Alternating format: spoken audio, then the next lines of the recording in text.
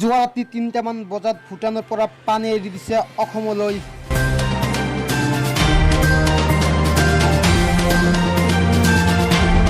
ইয়াৰ বাবে ৰাজ্যৰ সকলো ঠাইতে হাই এলাৰ্ট জাৰি কৰাৰ লগতে ধুবুৰী জিলাতো হাই এলাৰ্ট জাৰি কৰিছে।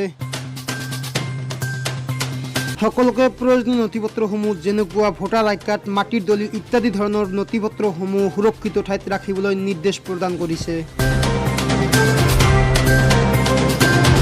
কাৰণ যিকোনো সময়তে আপোনাৰ ঘৰখন পানীৰ তলত বুৰ যাব পাৰে, সেইবাবে আপোনাৰ নথিপত্ৰসমূহ সুৰক্ষিত ঠাইত ৰাখিবলৈ নিৰ্দেশ দিছে।